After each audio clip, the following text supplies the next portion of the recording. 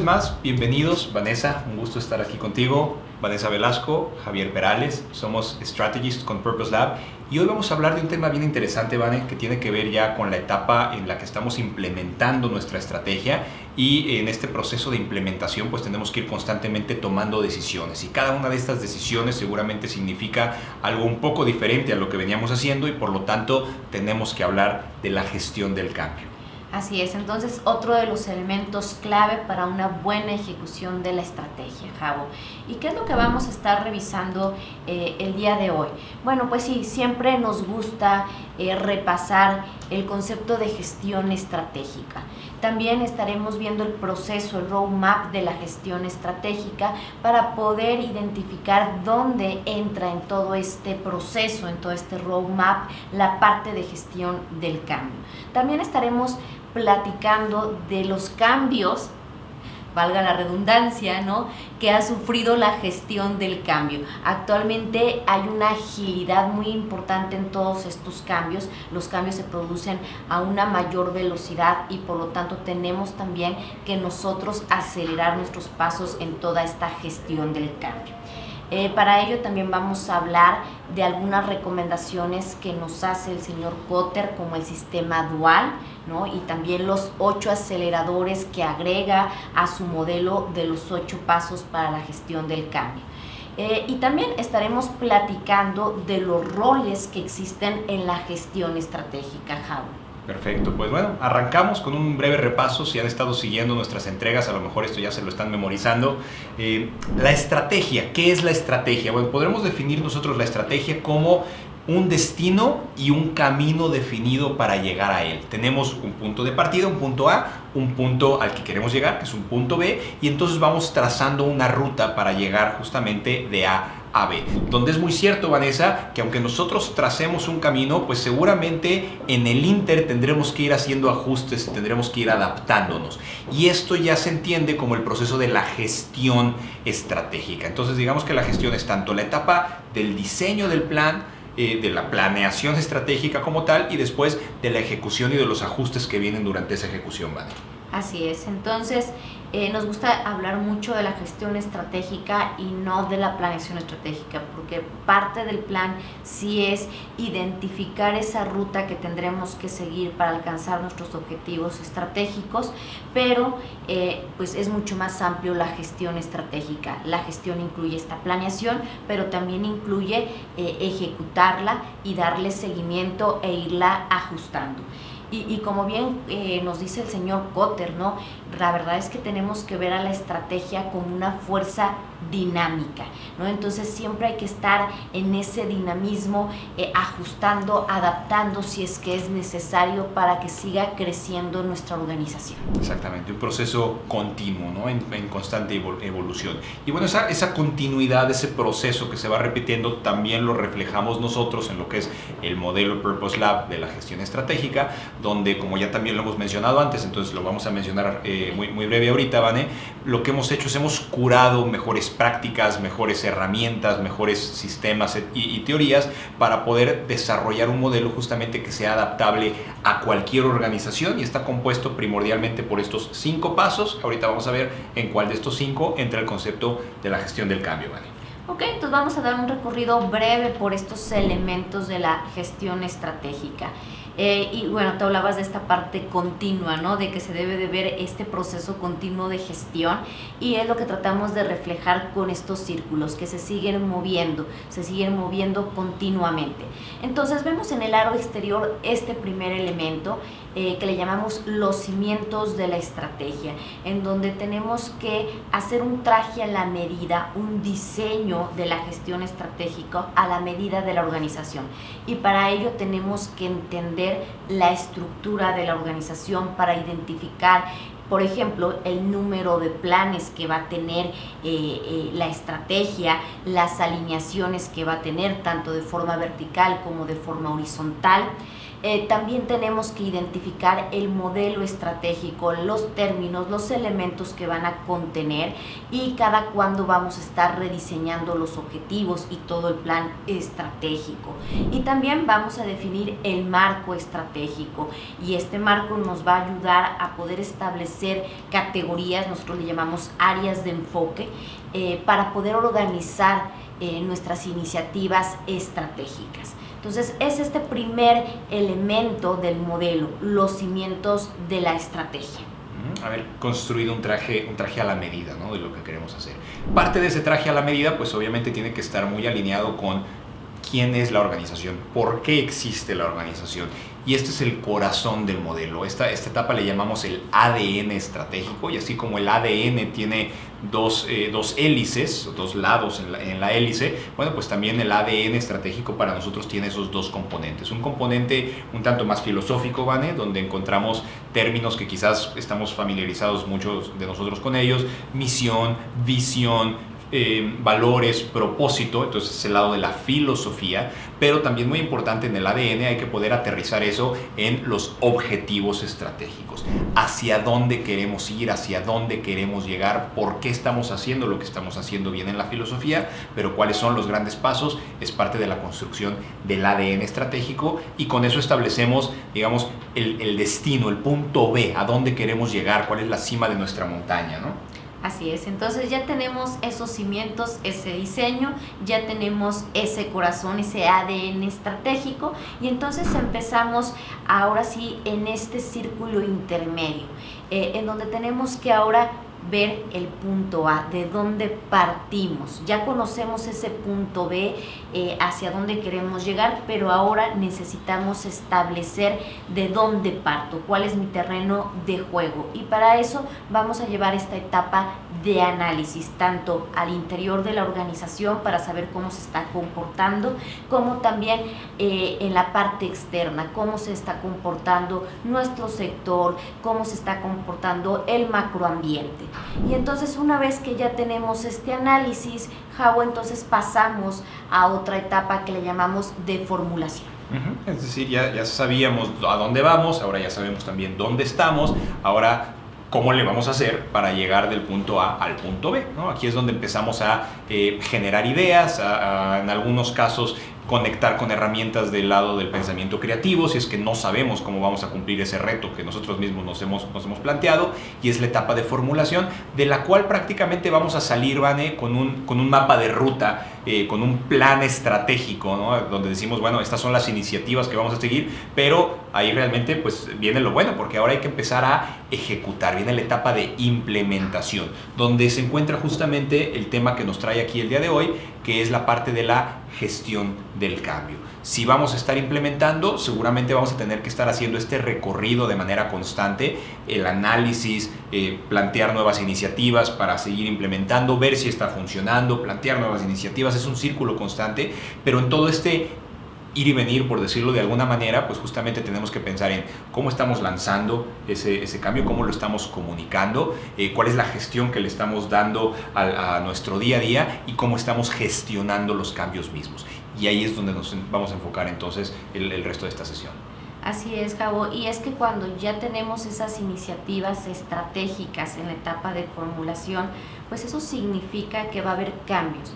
Posiblemente hayamos decidido en ese mapa de ruta diversificarnos, cerrar a lo mejor alguna línea de productos, expandirnos hacia algún otro mercado, etcétera, ¿no? Y entonces eso implica cambios que tendremos que ir implementando, y lo que busca la gestión del cambio es cómo poder transitar armónicamente o lo más fluidamente para el logro o para lograr esa implementación de esas iniciativas. Entonces, es importante también reconocer que en la actualidad vamos a un paso acelerado, y que los cambios y que la toma de decisiones y mismo la gestión estratégica tiene que estar ajustándose y adaptándose, porque pueden surgir nuevas oportunidades, porque pueden venir nuevas amenazas, y entonces hay que afrontarlas, hay que tomar decisiones. y para ello necesitamos de una agilidad estratégica. Exactamente, ese ritmo acelerado al cual te referías ahora significa que tenemos también nosotros que acelerar en algunos elementos, tenemos que ser más rápidos para innovar, más rápido para mejorar nuestros procesos, más rápido para integrar, digamos, nuevos principios, nuevos elementos, para cambiar internamente nuestra cultura, donde sea, donde sea necesario, para podernos ir adaptando a las nuevas circunstancias. Pero al mismo tiempo que necesitamos acelerar, pues las estructuras tradicionales en la organización nos van poniendo un freno, ¿no? Nos van poniendo un freno. ¿Por qué? Porque no están preparadas para ellos, porque normalmente son pocos los líderes que comandan o que incluso que abrazan, perdón, y que marcan el cambio, porque tenemos estos departamentos a lo mejor que están trabajando muchas veces en silos o en feudos o cotos de poder que hacen difícil que se den esos cambios, que se den esas adaptaciones dentro de las organizaciones, porque las mismas políticas y los mismos procedimientos no nos lo permiten, Vane, porque la velocidad en la que nuestra estructura está revisando nuestra información, nuestros resultados, el monitoreo de la competencia, no es la suficiente para la velocidad o para el ritmo que trae nuestro entorno. Así es. Entonces, bueno, tenemos también que encontrar esa agilidad estratégica, ¿no? Y esto significa que seguramente va a haber pues una mayor velocidad en la gestión del cambio, ¿no? Y tenemos que entender que en la gestión del cambio podemos tener dos enfoques muy diferenciados entre ellos. Uno puede ser la necesidad del cambio, y esto es lo que trataríamos siempre de buscar. La gestión estratégica busca encontrar ese mapa de ruta para poder identificar esos cambios y poderlos ir planeando adecuadamente. Entonces, ese sería un enfoque de necesidad del cambio. Sin embargo, hay otro enfoque en donde a veces se nos presenta una crisis real, ¿no? Una urgencia, y entonces también tenemos que tomar decisiones que implica tomar cambios, ¿no? Pero es un enfoque diferente en la gestión del cambio. Exactamente. De hecho, el mismo John Kotter lo reconoce, ¿no? Y habla así, dice, a ver, independientemente de si el cambio es planeado o si el cambio se deriva de una urgencia, la realidad del día de hoy es que el cambio es mucho más continuo y mucho más constante de lo que era hace unos años. John Kotter, que es reconocido como uno de los padres del proceso de la gestión del cambio, y que publica primeramente los 8 pasos para la gestión del cambio, pues él mismo se da cuenta que el cambio ya no viene en esas olas que venían encima de ti y te dejaban después respirar y prepararte para la siguiente ola, sino que ahora viene una ola y apenas sacas la cabeza y viene la siguiente y viene la siguiente. Entonces él mismo revisa, si no me equivoco, creo que en el 2019 revisa su proceso de gestión del cambio y dice, bueno, sí, existen los 8 pasos para la gestión del cambio, pero hoy tenemos que hablar y referirnos a los aceleradores del cambio.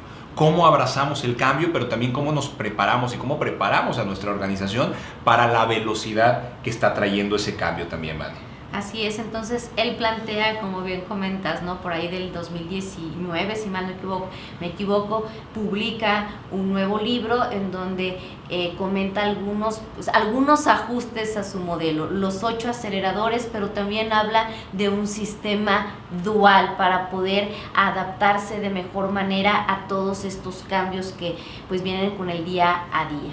Y entre las diferencias que identifica claramente el señor Kotter decía, los cambios antes eran episódicos y ahora son de manera continua, ¿no? Entonces tenemos que tener esa adaptación también de un cambio continuo. También pues antes se podía llevar toda esta cuestión de gestión del cambio por un comité, por un grupo que vaya y gestionando el cambio, pero dice, ahora tenemos que implementarlo un comité y todo un ejército de voluntarios para poder acelerar todo esto.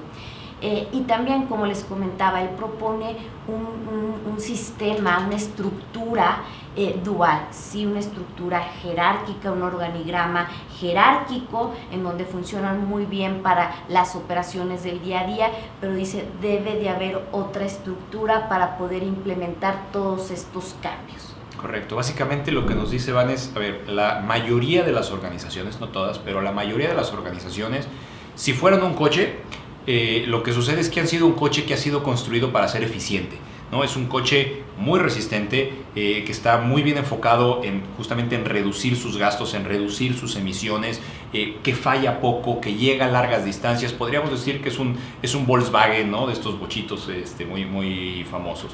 Dice, pero las organizaciones el día de hoy, dice, está bien, sí, requieren la eficiencia y todo, pero en muchas ocasiones necesitan hacer un auto de carreras, necesitan moverse a 100 por hora, de repente ser capaces de acelerar. Y son dos elementos que chocan. Por lo tanto, nuestra estructura tradicional, que es excelente, nuestra estructura jerárquica, que es muy buena para muchas cosas, no es la mejor estructura para muchas otras, entre ellas para el proceso de abrazar el cambio.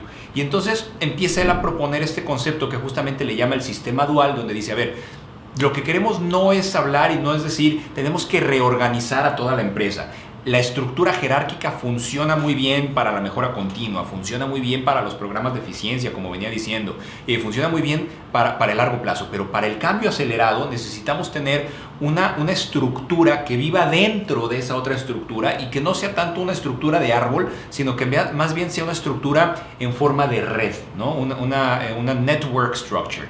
Y que esta estructura además sea una especie de estructura viva. ¿Qué significa esto? Que se puede ir adaptando, que la misma estructura puede ir cambiando, puede ir haciendo equipos, puede ir haciendo nodos, que sean una especie de equipos autosuficientes, que se hacen y se deshacen según las necesidades de la organización, que trae gente de distintas áreas que se van integrando para trabajar de manera voluntaria. Es muy importante este tema. Él habla de un ejército de voluntarios. ¿Por qué? Porque muchos de los cambios que se van a dar, si los queremos nosotros aprovechar, si los queremos abrazar como organización, van a ser no en vez de nuestro trabajo, sino además de nuestro trabajo. Entonces tiene que ser de manera voluntaria el estar de acuerdo y el estar dispuestos a realizar esos esfuerzos. Habla de un grupo central que dice algo así, que es como el Guiding Coalition o la coalición que guía de manera central. Nosotros a ese grupo, por ejemplo, le llamamos el equipo Marte, ¿no? Que es, bueno, si te fueras a llevar tu organización a otro planeta, a Marte, ¿a quién te llevarías? Porque representan realmente lo que es la organización, los valores de la organización. Pero dice, de esa coalición, pues tenemos que estar jalando líderes que funcionen a manera de agrupadores de otros talentos dentro de la organización, que son parte de nuestra estructura tradicional, matricial o jerárquica o de árbol, como lo queramos, sí, pero para cuestiones de cambio, de estrategia, de proyectos especiales, de avanzar en algunos objetivos, pues tienen que ser una especie de equipos SWAT, ¿no? Y también por eso te decía que sea dinámica, porque no van a ser eternos. Se reúnen, nosotros le llamamos a esos equipos, les llamamos equipos creativos. Se reúnen, tienen un reto en específico, un objetivo, una pregunta creativa que tienen que responder, y entonces trabajan para lograr hacer eso, y nuevamente se deshacen, se reintegran o vuelven a sus actividades del día a día, y entonces está en constante movimiento y constante evolución esta estructura complementaria, que por eso dice es un sistema dual, no sustituye, sino que se complementa uno con otro. Así es, Javo, y creo que lo has explicado muy bien, y yo nada más quisiera hacer énfasis, ¿no? Que todo este sistema de red, este sistema paralelo, complementario al sistema jerárquico, este sistema de red está conformado por elementos de cualquier área, de cualquier nivel de la estructura jerárquica. Tanto esa coalición guía que comentabas, que también puede ser el comité estratégico, o como bien le comentaba, nosotros le llamamos equipo Marte, ¿no? También van a ser personal clave, y también los equipos creativos, ¿no? Tú ya hablabas de ese voluntariado, los que se quieran subir para tomar ese reto, para tomar esa iniciativa y ejecutar la iniciativa correspondiente. Ok, entonces, pues bueno, hemos visto ya este sistema dual, y dentro de cómo debe de funcionar este sistema de red, este sistema complementario, tenemos que siempre tener en cuenta estos 5 principios. Tenemos que tener muchos agentes de cambio para que funcione, y aquí necesitamos, el señor John Kotter habla de un ejército de voluntarios. Si habláramos de la teoría de la difusión de la innovación, pues habláramos que son estos primeros seguidores, son estas primeras personas que sí buscan y dicen, yo sí quiero innovar, yo sí quiero entrarle, y generalmente hablamos de un 13% más o menos. Entonces con eso es más que suficiente este ejército de voluntarios, ¿no? Con un poquito más del 10% de toda la organización, ya con eso podríamos decir que está funcionando este sistema de red. También es importante el querer y hacer, ¿no? Entonces, es importante el que realmente estas personas, tanto del comité como del ejército de voluntarios, quieran hacerlo, no que tengan que hacerlo, que realmente estén motivados por actuar, porque creen en ese cambio, porque creen que va a llevarlos a lograr el propósito de la organización.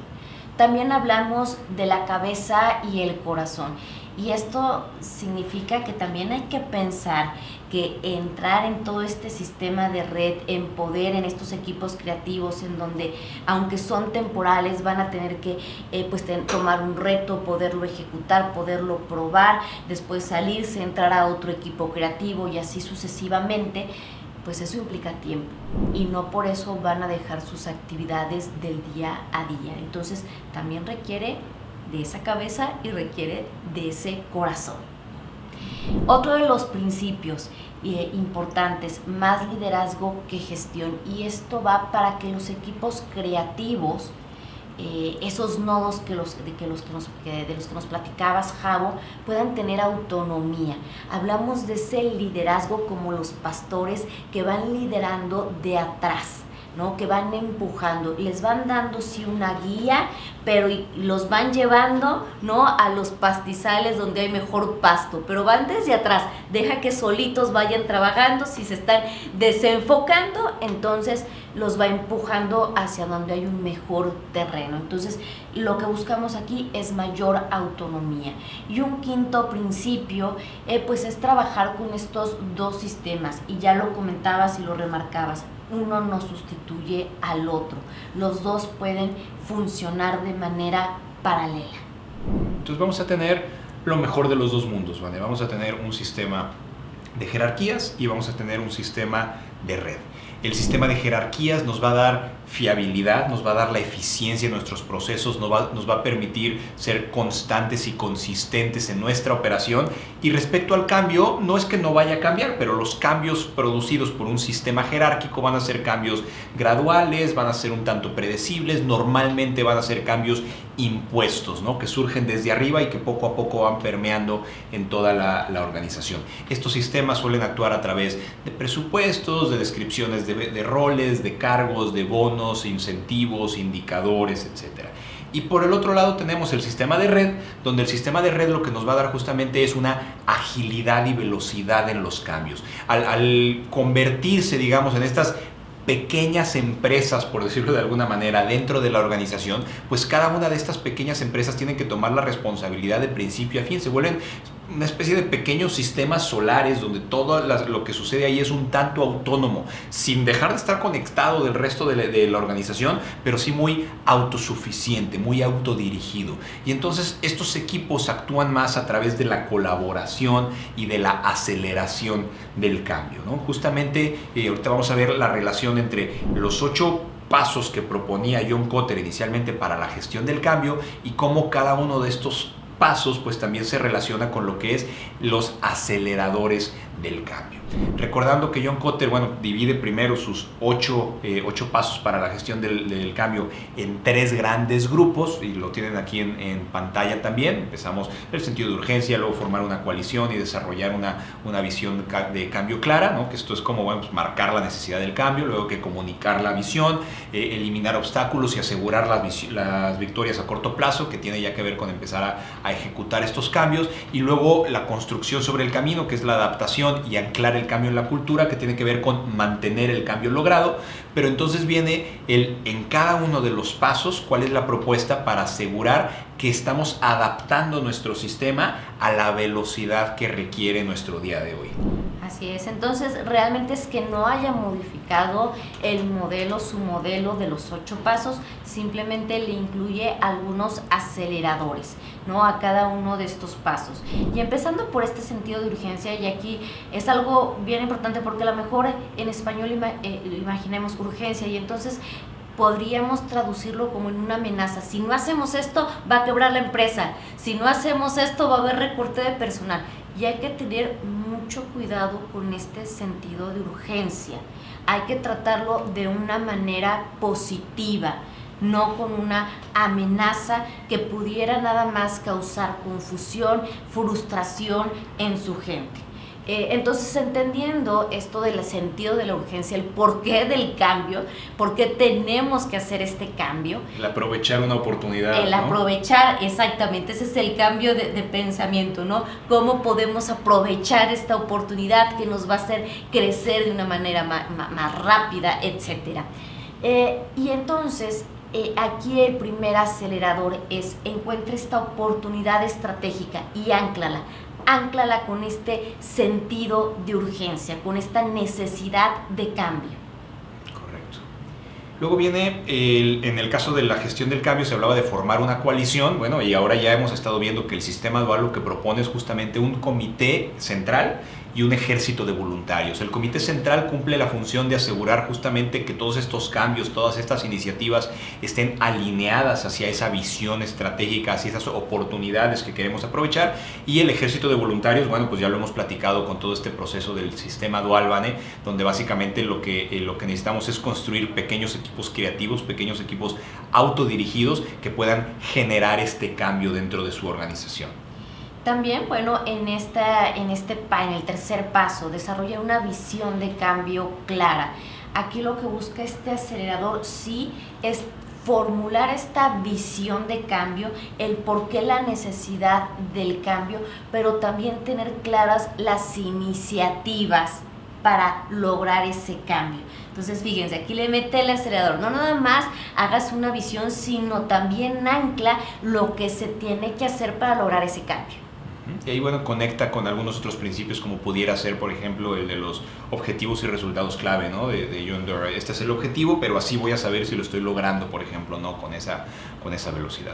El cuarto paso de la gestión del cambio es comunicar la visión. El acelerador que corresponde es, bueno, en esa comunicación, ¿cómo lo hacemos memorable? ¿Cómo logramos que realmente ese ejército de voluntarios conecte con lo que estamos tratando de lograr? Porque hace rato lo decías muy bien, se necesita mente y corazón, ¿no? O cabeza y corazón. Entonces, ¿cómo conectamos realmente con ellos para que sea memorable y para que haya una motivación real hacia hacerlo?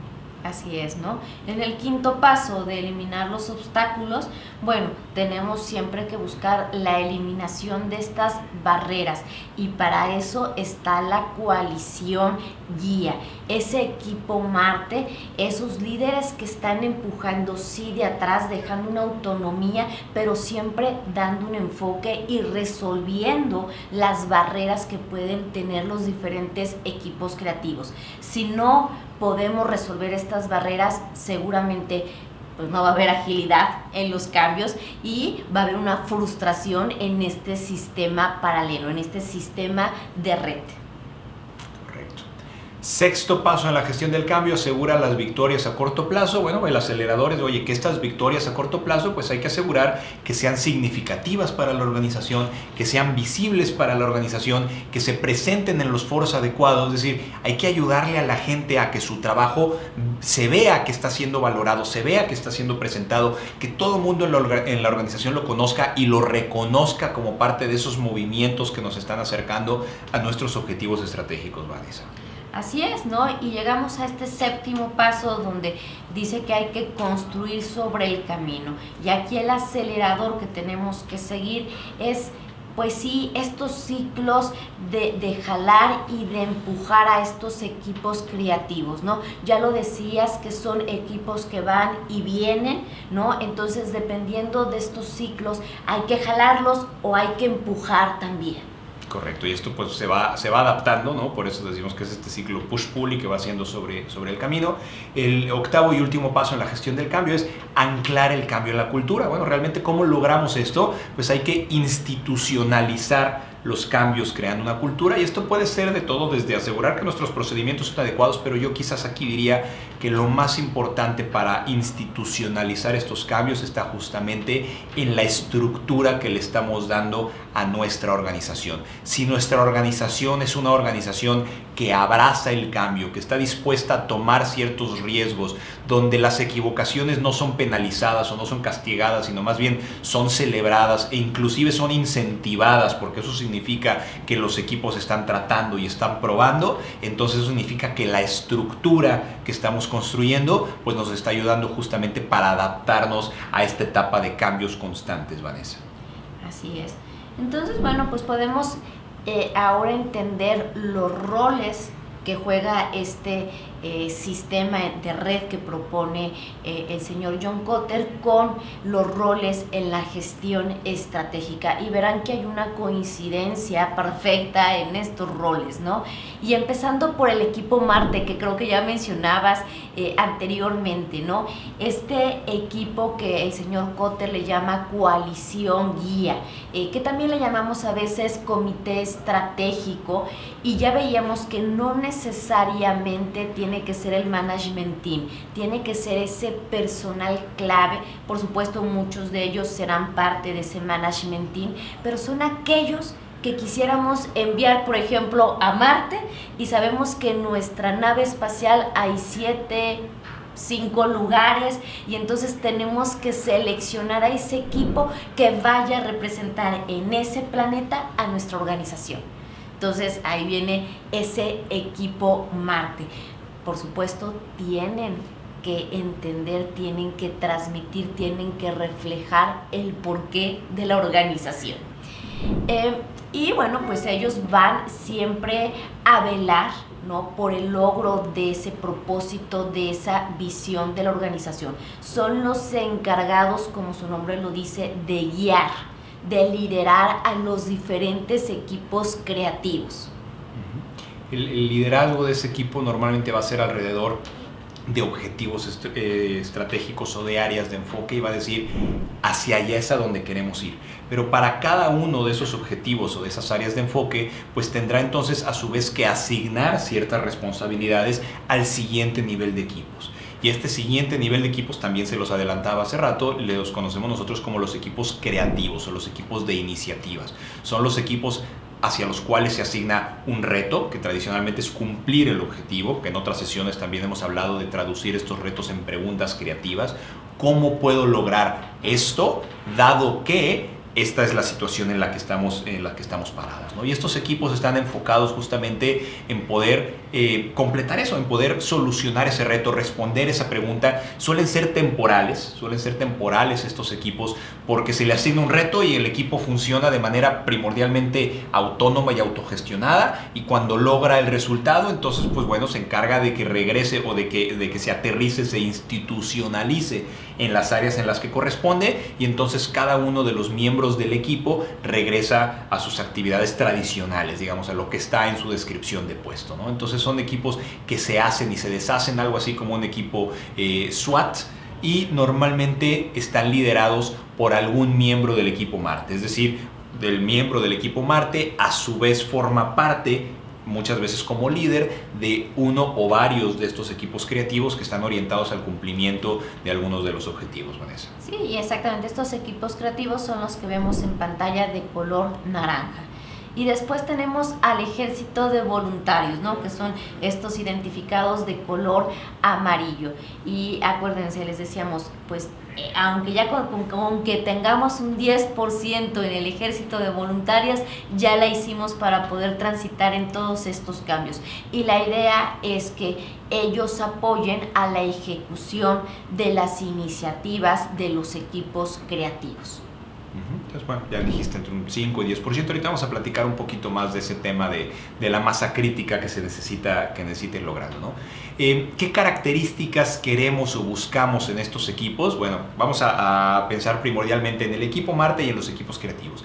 En el equipo Marte, como ya les explicábamos hace rato, es decir, si nosotros nos fuéramos a llevar nuestra organización a otro planeta, ¿a quién llevaríamos? Y tenemos asientos limitados, ¿no? Son 5 o 7 asientos limitados. Entonces, no forzosamente tienen que ser miembros, digamos, de la alta dirección de la organización, pero sí deben de ser personajes que tengan una alta credibilidad en la organización y que realmente vivan y representen lo que es la cultura de nuestra organización, que tengan un alto nivel de competencia, un alto nivel de entendimiento de la organización y que realmente abracen la ideología de la organización. Este es el equipo que queremos que nos vaya guiando y liderando al resto de los equipos para que nos ayude a priorizar cuáles objetivos son los que se deben de estar trabajando, en qué momento, Vanessa. Así es, y el otro de los equipos, bueno, la otra parte de este sistema de red serían los equipos creativos. Y ya comentábamos que estos equipos creativos busquemos que sean autónomos. Sí hay que darles un enfoque, sí hay que darles un liderazgo, pero también esa autonomía. Generalmente un equipo creativo siempre recomendamos que sea de 3 a 5 miembros, no más, porque entonces pues hay muchísima diversidad de pensamiento y para que se pongan de acuerdo pues está medio complicada esa coordinación, tampoco menos porque entonces no tenemos esa diversidad de pensamiento. ¿Cómo construir un equipo creativo? De una manera muy breve hay que pensar en la diversidad de los integrantes del equipo. Pensemos en que debe de haber poca diversidad en poder. Porque si hay alguien que tiene más poder, pues seguramente pues las decisiones o las ideas que vaya generando esta persona que tiene más poder pues van a sesgarse hacia allá. Entonces tenemos que tener pues poca diversidad de poder, que todos realmente puedan tomar decisiones, tengan autoridad en generar esas ideas, en tomar esas decisiones. También necesitamos diversidad de pensamiento, diversidad de opiniones, hay que tener un equilibrio, un balance en esta diversidad de opiniones. Y sí, alta diversidad en la experiencia, ¿no? Y aquí es cuando decimos de los equipos multidisciplinarios, que algunos ya tengan mucho tiempo en la organización, que otros tengan una mente más fresca, etcétera. Y creo que por ahí ya lo había dicho en alguna otra masterclass, pues, esto es algo, estos equipos creativos se deben de conformar desde dentro de la organización. Deben ser ustedes los que vayan conformando estos equipos creativos y no dejárselos a un facilitador, a un externo para poder conformarlos. Por supuesto, hay recomendaciones, por ahí en nuestros programas de certificación le llamamos casting del equipo creativo, ¿no? Para poder identificar esos elementos que van a hacer que ese equipo tenga resultados extraordinarios. Correcto, por ahí hubo un estudio muy interesante que hizo entonces Google, ahora Alphabet, pero justamente donde buscaba cuáles son algunos de los factores que se repiten o que son comunes en los llamados equipos de alto desempeño. Y ciertamente hubo varios factores, pero en las calificaciones más altas, Vanessa, justamente, y ahorita lo mencionabas, era la importancia de que en los distintos miembros del equipo hubiera esa tranquilidad de que las ideas de todos podían ser expresadas sin miedo a ser juzgados y podían ser igualmente valiosas, ¿no? Yo diría que algo así como el respeto a las opiniones, tanto en concepto como en peso de esas opiniones. Entonces creo que ese es un factor que resume muy bien lo que buscamos también en estos equipos.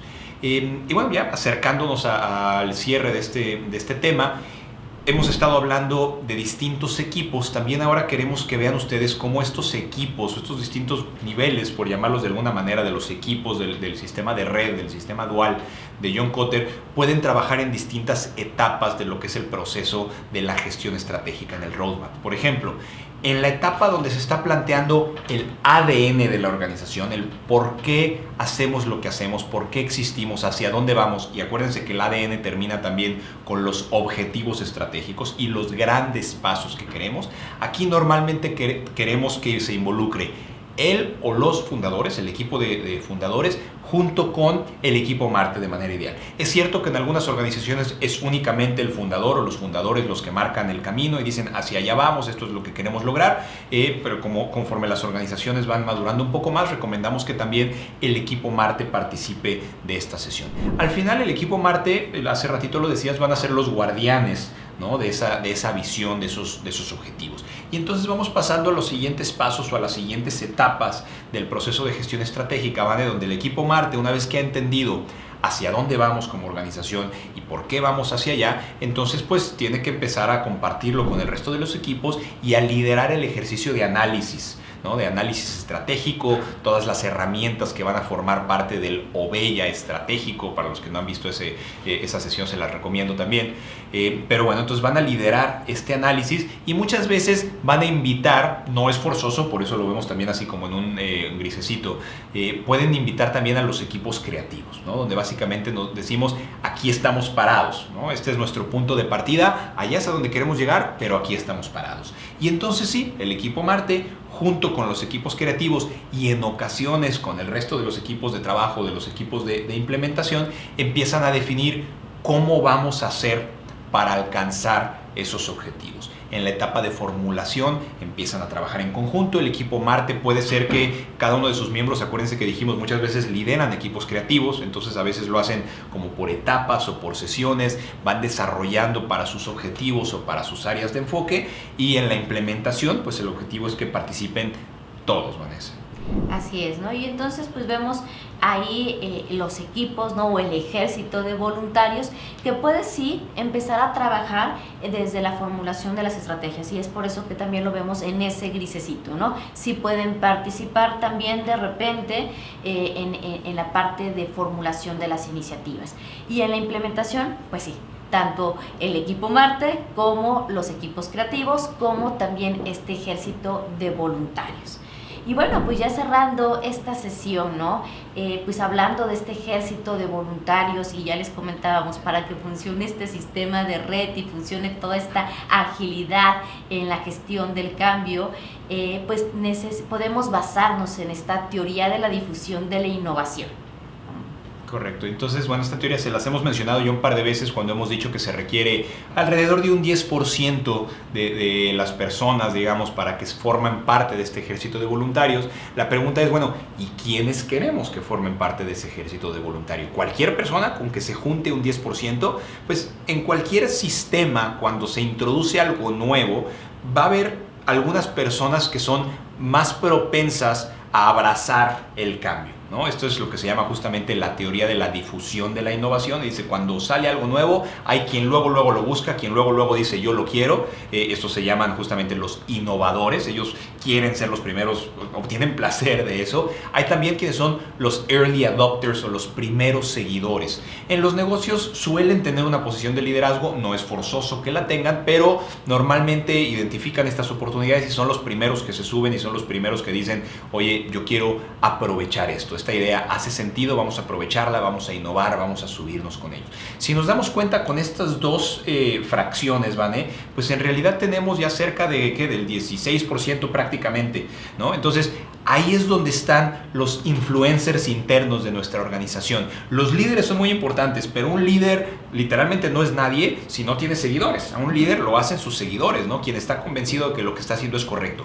Pues esos primeros seguidores, que es muy importante que cuidemos y que nutramos esa base de seguidores, porque son los que van a generar esa masa crítica que después va a hacer que el proceso de cambio se dé de manera automática, está aquí, en esas personas que son las primeras en brincar y decir, órale, yo voy, yo sí le entro, a mí me llama la atención. Ya después vienen las otras categorías de la gente que se va subiendo en distintas etapas hasta que llegan los últimos que se suben porque ya no tienen de otra, ¿no?